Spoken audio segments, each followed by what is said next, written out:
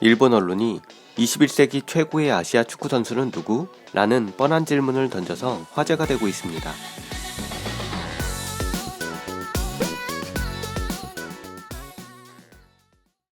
(11월 2일) 일본의 해외 축구 전문 매체가 카가와, 손흥민, 나카타 21세기 최고의 아시아 선수는 누구? 라는 기사를 게재했습니다. 마치 황새 옆에 뱁새무리를 던져놓고 어느 새가 제일 돋보이냐고 묻는 것 같네요. 황당하게 느껴지는 이 기사에 대해 일본 네티즌들은 과연 어떤 반응을 보이고 있을까요? 야후재팬에 게재된 기사의 내용과 기사에 달린 댓글 반응을 전해드립니다. 기사의 내용입니다. 카가와, 손흥민, 나카타 21세기 최고의 아시아 선수는 누구? 한 시대를 풍미한 명수들. 21세기 최고의 아시아 선수를 꼽는다면 누가 될 것인가? 이것은 의견이 갈릴 것이다.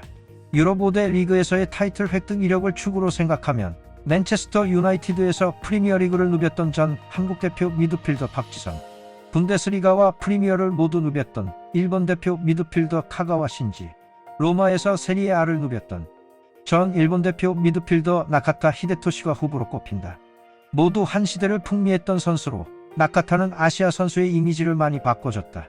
나카타의 활약으로 일본과 아시아 축구 전체가 급성장한 것은 틀림없다. 전체를 성장시켰다는 의미에서는 21세기 넘버원 공로자라고 해도 될까? 나카타보다 4살 어린 박지성의 경우는 맨유에서 챔피언스리그까지 석권했다. 이것은 일본인 선수가 경험하지 못한 것으로 크리스티아노 호날두나 웨인 루니가 있었던 맨유에서 주전으로 뛰었던 것은 훌륭하다고 말할 수밖에 없다. 21세기 들어 아시아 축구계는 진보. 카가와는 기술력이 뛰어났다. 도르트문트에서 분데스리가 연속 우승을 이뤘을 때의 카가와는 유럽에서도 톱5에 들어가는 공격형 미드필더라고 해도 과장이 아닌 상태로 나카타나 박지성과는 다른 충격이 있었다. 좁은 공간을 돌파해 나가는 테크닉에서는 아시아 사상 넘버원일지도 모른다.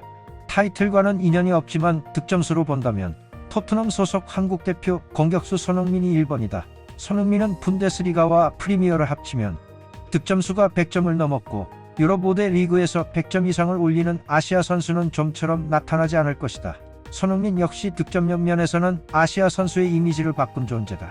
대표팀에서의 활약으로는 혼다 게이스케도 지지 않는다. 월드컵 3회 연속 득점을 달성한 선수는 드물고 독특하고 강한 승부력을 보였다. 아시아 선수 중에서는 월드컵에서 가장 활약한 선수라고 해도 될까? 카가와, 나카타, 손흥민도 월드컵에서는 혼다에 필적하는 임팩트를 남기지 못하고 있다.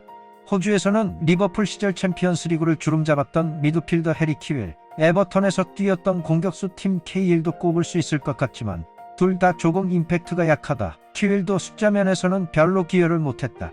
개척자로서는 나카타, 기술에서는 카가와, 타이틀에서는 박지성, 득점력에서는 손흥민, 월드컵의 활약에서는 혼다가 앞선다고 할 수 있는데 과연 21세기 아시아 최고 선수는 누구일까? 다음은 기사에 달린 댓글 반응입니다. 참고로 기사의 질문이 21세기 최고의 선수를 묻는 질문이므로 20세기에 활약했던 차범근 선수나 오쿠데라 선수에 관한 글은 생략했습니다. 포지션이나 역할은 다르지만 손흥민은 아시아를 넘어선 진정한 월드클래스, 프리미어에서 꾸준히 득점, 어시스트를 기록할 수 있는 선수는 손밖에 없어. 타이틀과 인연이 없는 것이 아쉽지만 아시아 넘버원이라는 것에 논란의 여지는 없다. 그런 손이 토미야스 앞에서는 꼬리를 말고 도망쳤다.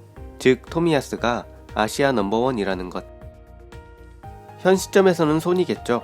빅클럽에서 선발을 획득한 셈이니까. 다음은 카가와나 박지성이죠.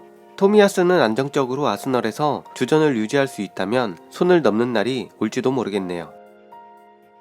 시대도 리그도 대표도 다르니까 논란의 여지는 있어. 전성기는 짧았지만 카가와는 월드클래스였어. 토미야스는 아직 실적이 불충분, 포텐셜은 있지만.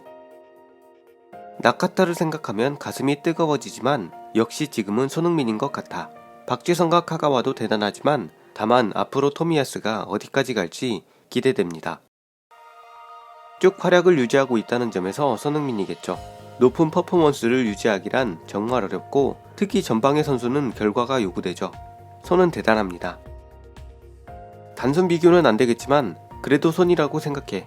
지금의 프리미어에서 피지컬과 테크닉 모두 톱 레벨로 통용되고 있는 것은 너무 대단해. 한국 자체가 엄청 강한 것은 아니지만 박지성도 그렇고 손흥민도 그렇고 정기적으로 아시아 최고라 불리는 선수가 나온다.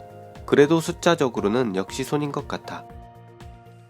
역시 손이 아시아에서는 최고가 아닐까? 근데 손, 카가와, 나카타, 박지성 공격 성향의 선수뿐이라 정말로 토미야스에게 기대하고 있어.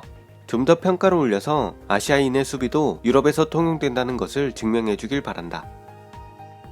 결과를 남긴다는 의미에서는 손흥민이겠지. 나카타나 카가와는 임팩트는 있었지만 장기간의 활약은 아니었다. 다만 나카타도 카가와도 유럽에서 일본인 선수의 평가를 바꾼 선수. 일본인으로서는 자랑스럽게 생각해. 손흥민은 격이 다릅니다. 비교하는 것 자체가 넌센스. 나카타 빠들의 마음도 알겠지만 로마에서의 나카타는 완전한 주전조차 아니었다. 맨유의 박지성도 마찬가지. 카가와는 활약 시간이 짧았다. 역시 손은 격이 다름으로 인정할 수밖에 없어. 타이틀을 따지 못했잖아. 당시의 맨유는 요즘으로 치면 맨시티, 첼시 클래스이기 때문에 그 한 수 아래 그룹에 있는 토트넘과는 경쟁력이 다르다. 여기서 타이틀을 따지 못했다고 하는 놈, 그럼 묻겠는데 유럽에서의 팀 타이틀 박지성 17개, 카가와 신지 7개, 나카타 히데토시 2개. 이로서 도출되는 답은 아시아 최고 선수는 박지성으로 결정이라고 해도 되겠네. 손이 B클럽으로 못 가는 건 치명적으로 수비가 허술하기 때문이야. 그렇다고 공격력이 대단한 것도 아니고 케인의 덕이라고도 말한다. 토트넘에서 키퍼와 싸웠던 것은 유명한 이야기. 만약 첼시, 리버풀, 맨시티, 맨유에 있었더라도 손은 확실히 주전을 다투고 있었을 거다. 일본인의 타이틀 획득은 솔직히 별거 아닌 게 많잖아. 도르트문트의 카가와는 주력이었지만 리그 레벨은 떨어지기 때문에 의견이 나뉠 것 같고, 오카자키도 두 자릿수 득점조차 올리지 못했다. 게다가 어떤 선수도 2년 넘게 같은 수준의 활약을 하지는 못한 것 같아. 나카타라고 말하고 싶지만 역시 손흥민이죠. 독일 시절부터 꾸준히 득점해왔고 안정감이 있다. 그가 좀 더 어렸다면 메가클럽에서 활약해서 발롱도르 후보까지 됐을지도 몰라.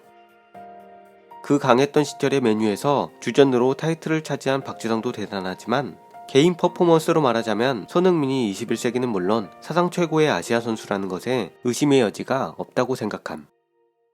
카가와의 독일에서의 활약은 인상적이었다. 하지만 여러 사람들이 썼듯이 손흥민은 월드클래스, 프리미어 톱3의 팀에 있다고 해도 주력 선수였을 거야. 개척자로는 나카타, 기술에서는 카가와, 타이틀에서는 박지성, 득점력에서는 손흥민. 시대도 포지션도 다릅니다만 대답은 나와 있는 것 같은데 다른 선수들도 대단하지만 최고는 흥민이겠죠. 손흥민이지. 퀄리티가 확연히 달라. 이 기사에서는 이름이 오르지 않았지만 개인적으로 일본에서는 하세베를 추천하고 싶다. 카가와, 혼다와 비교해서 숫자나 임팩트는 남기지 못했다고 생각하지만 37세에도 분데스리가 상위 클럽에서 주장 완장을 차고 핵심 선수로서 싸울 수 있는 선수는 유럽에서도 별로 없을 것이다. 손흥민은 아시아를 넘어 월드 클래스야. 비교할 의미도 없어. 일본인으로서 이름을 내고 싶은 건 알겠지만 오노 신지가 안 다쳤으면 넘었을지도 모르지. 근접한 것은 현 상태의 토미야스나 엔도 와타루 정도일까? 엔도는 좀 늦었으려나? 나카타보다 오카자키 아닌가? 분데스리가에서 두 자릿수 득점, 약팀으로 프리미어 재패, 리그 2부 팀을 팀 넘버원의 득점력으로 1부 승격으로 이끌었고 대표팀에서는 일본 역대 3위의 득점. 솔직히 나카타는 과대평가. 손흥민의 다른 의견은 없다고 생각합니다. 분하지만 일본인 중에서도 프리미어 득점왕을 다툴 만한 선수가 나오기를 기대합니다. 묻고 답할 필요도 없이 손흥민이잖아. 일본인 젊은 공격수도 점수를 따는 것을 최우선으로 생각하고 움직였으면 한다. 그러기 위해서라면 수비적인 팀 전술에서 조금 게을러도 결과를 내면 아무도 불평하지 않아. 일본과 한국, 팀으로서 어느 쪽이 강하냐를 떠나 아시아에 손흥민에 비빌만한 선수는 단 한 명도 없어. 꾸준히 결과물을 내고 있으니까. 일본인을 선택하고 싶지만 손흥민이 넘버원이겠지. 21세기뿐만 아니라 축구 역사상 최고의 아시아 선수일지도 몰라. 카가와는 도르트문트에서의 활약을 오래 지속했다면 손흥민과 톱을 다툴 수 있었을지도. 손흥민, 박지성, 카가와, 나카타 순. 유감스럽게도 우리 일본은 성장하고 있지만 체력면에서 한국에 뒤지고 있어. 나카타나 혼다는 강했지만 스피드가 없고 카가와는 빠르지만 신체 능력이 낮고 키가 작아. 지성형은 산소통, 흥민은 스피드와 파워로 프리미어 리그에 적응할 수 있었다. 잊고 있었는데 일본 최강은 나가토모가 아닐까? 키는 작지만 산소통이고 속도도 좋다. 테크니컬한 면도 향상됐고 키는 안 되지만 프리미어 리그에서도 충분히 활약할 수 있었다고 생각해. 나가토모가 프리미어 리그에서 충분히 활약할 수 있다고 칭찬하는 건데 일본인은 언제부터 애국심을 잊었지? 맹목적인 애국심이 얼마나 위험한지 잘 알기 때문 아닐까? 프리미어 리그 사이드백의 퀄리티나 알고 나가토모가 활약할 수 있다고 말하는 건가? 라며. 분하지만 손흥민이겠지.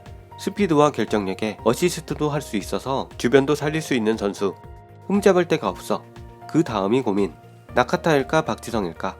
카가와는 아쉽지만 한때의 임팩트가 강했던 덕에 그 후로는 별로라고 생각되어 버린다. 역시 일본의 축구 팬들도 당연히 손흥민 선수가 최고라는 의견이 많네요. 이런 종류의 얘기가 거론될 때마다 개인적으로 이청용 선수가 너무 안타깝습니다. EPL 내에서도 최고의 테크니션으로 부각되며 한창 날아오르고 있던 선수가 무명 선수의 거친 태클에 심각한 부상을 입고 전성기가 꺾여버렸죠. 톰 밀러. 일본 언론에 이 황당한 기사가 게재된 2일 손흥민 선수의 소속팀 토트넘 호스퍼는 안토니오 콘테 감독을 선임했다고 발표했습니다. 선수의 장점을 잘 살리는 감독이 부임한 만큼 손흥민 선수의 활약도 더욱 기대가 되네요. 더 좋은 영상으로 찾아뵙겠습니다. 시청해주셔서 대단히 감사합니다.